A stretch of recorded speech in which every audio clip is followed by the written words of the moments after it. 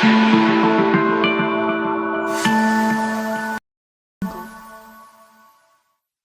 बच्चों, आप सबका स्वागत है मेरे यूट्यूब चैनल में। और ये हम क्लास 10th के मैथमेटिक्स सब्जेक्ट से चैप्टर 10 सर्कल्स का लास्ट क्वेश्चन है। एक्सरसाइज 10.2 का क्वेश्चन नंबर 13। इसके बाद चैप्टर कंप्लीट हो जाएगा। तो चलिए हम देखते हैं क्वेश्चन नंबर 13 क्या है। Prove that opposite sides of a quadrilateral circumscribing a circle subtend supplementary angles at the centre of the circle.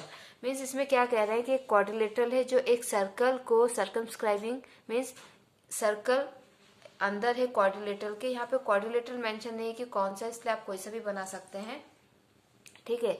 और जो अपोजिट साइड है वो सेंटर पे, सर्कल के सेंटर पे एंगल्स बना रही है, तो वो एंगल्स जो है वो सप्लीमेंट्री है आपस में, ठीक है। तो आपको क्वेश्चन क्लियर हो गया। आप इसको मैं डायग्राम जब बनाऊंगी तो आपको और क्लियर हो जाएगा।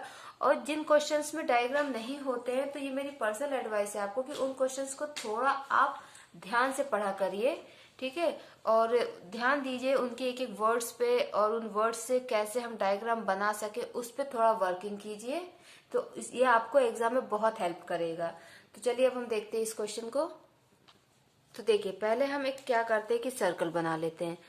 पहले भी ये बात मैंने आपको बोली है कि अगर कंस्ट्रक्शन के अलावा आपको किसी में भी फिगर बनाना है तो आप उसको फ्री हैंड से बना सकते हैं, बट थोड़ा ठीक ठाक हो वो।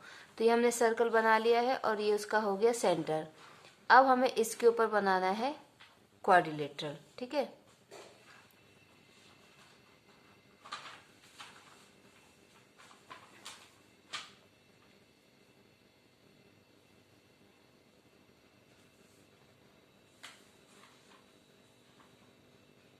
ये हो गया हमारा क्वाड्रिलेटरल। इसको हम नाम दे देते हैं ABCD। अब क्वेश्चन के अकॉर्डिंग वो ये कहना चाहते हैं कि अपोजिट साइड, मतलब मान लीजिए BC का अपोजिट है AD, तो अपोजिट साइड सेंटर में जो एंगल बना रही हैं, ठीक है। तो इस वाली साइड ने सेंटर में ये एंगल बनाया है और ये वाली साइड सेंटर में ये एंगल बनाया है, तो ये दोनों आपस में सप्लीमेंट्री हैं, ठीक है। मतलब हमको प्रूफ करना है कि इन दोनों का सम और इन दोनों का सम 180 होगा, ठीक है।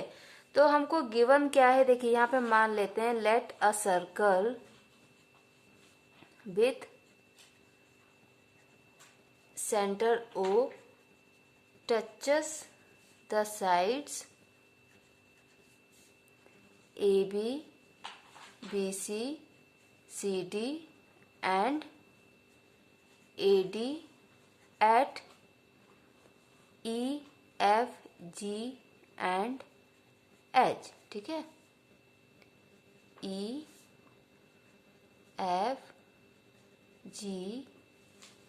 H, ठीक है। इन पॉइंट्स पे वो टच कर रही है, ठीक है। हमको प्रूफ क्या करना है, टू प्रूव एंगल A, ये आपका सेंटर O है, तो angle AOD plus angle BOC is equal to 180। एंगल AOB plus angle DOC is equal to 180 degree. ये हमको प्रूफ करना है, ओके। ओके, अब हम इसको प्रूफ करते हैं। तो देखिए, हमने एक थ्योरम पढ़ा था। उस थ्योरम के अकॉर्डिंग क्या था कि एक सर्कल पे अगर बाहर से टेंजेंट बनाए जाए, ठीक है, एक सर्कल पे बाहर से अगर टेंजेंट बनाए जाए तो इन टेंजेंट की लेंथ सेम होती है। और इस चीज को प्रूफ करने के लिए हमने क्या प्रूफ किया था कि ये दोनों ट्राइंगल कॉन्करेंट है। अगर ये दोनों ट्राइंगल कॉन्करेंट है तो ये दोनों एंगल भी इक्वल होंगे, ठीक है। अच्छा, इसी थ्योरम पे बेस्ड, ठीक है, इसी थ्योरम पे बेस्ड अब हम क्या करेंगे कि हम पहले इन को जोड़ देते हैं, ठीक है। अब हम इन एंगल्स की नेमिंग कर देते हैं काउंटिंग में, जिससे हमें समझने में आसान होता है और समझाने में भी आसान होता है और लिखने में भी आसान होता है, ठीक है। ये 8 एंगल बन गए हैं। अब इसी थ्योरम के अकॉर्डिंग क्या होगा, देखिए, since the two tangents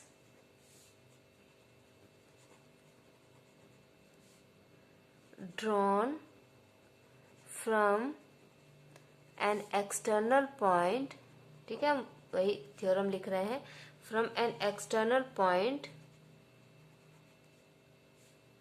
to a circle subtends equal angles at the center। हमने थ्योरम को मॉडिफाई कर लिया है हमारे क्वेश्चन के अकॉर्डिंग, ठीक है। तो सेंटर पे इक्वल एंगल्स बनते हैं, देयरफॉर इसके अकॉर्डिंग क्या होगा, देखिए इस पॉइंट के लिए कौन से दो टेंजेंट है, EB एंड BF, तो एंगल 8 एंड 7 इक्वल होगा। So angle 8 is equal to angle 7। इस पॉइंट के लिए 6 and 5, so angle 5 is equal to angle 6। इस पॉइंट के लिए 4 and 3, so angle 3 is equal to angle 4 and angle 2 is equal to angle 1। Okay, अब ये सारे एंगल तो हमने इक्वल प्रूफ कर लिए। अब देखिए क्या होगा, angle 1 plus angle 2 plus angle 3 plus angle 4 plus angle 5 plus angle 6 plus angle 7 plus angle 8 is equal to 360। ऐसा क्यों होगा, क्योंकि ये एक सर्कल है और सर्कल के जो होता है वो पूरा 360 होता है। तो यहाँ पे हम लिख सकते हैं sum of all the angles around a point is 360। ठीक है, एक सर्कल के चारों तरफ जो एंगल्स होते हैं वो 360 के होते हैं। अब देखिए यहाँ पे एंगल 1 एंगल 2 के बराबर है, ठीक है। तो हम क्या करेंगे कि एंगल 1 की जगह एंगल 2 लिख देंगे, तो ये हो जाएगा एंगल 2 प्लस एंगल 2, ठीक है। अब 3 जो है 4 के बराबर है, तो हम यहाँ पे 4 की जगह 3 लिखेंगे, तो एंगल 3 प्लस एंगल 3, ओके, ठीक है। और एंगल 5 एंगल 6 के बराबर है, तो हम 5 की जगह 6 लिख देंगे, तो यहाँ पे हो जाएगा एंगल 6 प्लस एंगल 6। और 7 8 के बराबर है, तो 8 की जगह लिखेंगे 7, तो angle 7 plus angle 7 is equal to 360। अब देखिए आपको किसको किससे रिप्लेस करना है ये आप अपने क्वेश्चन में ही देखेंगे। हमें एंगल 2 प्लस एंगल 3 और एंगल 7 प्लस एंगल 6 करना है, इसलिए हम 8 को 7 से रिप्लेस करेंगे, 1 को 2 से रिप्लेस करेंगे, 4 को 3 से रिप्लेस करेंगे और 5 को 6 से रिप्लेस करेंगे, ठीक है, ओके। अब हम यहाँ पे लिखेंगे 2 angle 2 plus 2 angle 3 plus 2 angle 6 plus 2 angle 7, सब 2 2 हो गए, इसलिए अब हम 2 कॉमन लेंगे तो हो जाएगा angle 2 plus angle 3 plus angle 6 plus angle 7 is equal to 360, okay. 2 यहाँ आएगा डिवाइड हो जाएगा, तो ये हो जाएगा angle 2 plus angle 3 plus angle 6 plus angle 7 is equal to 180। अब एंगल 2 प्लस एंगल 3 क्या है, angle AOD, and angle 6 plus angle 7 क्या है, angle BOC is equal to 180, ठीक है ना। और हम इसको सिमिलरली करके लिखेंगे, similarly angle AOB plus angle DOC is equal to 180 degree, hence proved, okay. इस तरीके से क्वेश्चन कंप्लीट हुआ। बहुत इजी क्वेश्चन है, छोटी छोटी बातों पे ध्यान देना है हर एक क्वेश्चन पे और आपके सारे क्वेश्चंस कंप्लीट हो जाएंगे। फिर भी कोई डाउट होता है बच्चों तो कमेंट सेक्शन में कमेंट कर मुझे बताएं, मैं आपके रमा मैम आपकी पूरी हेल्प करूंगी।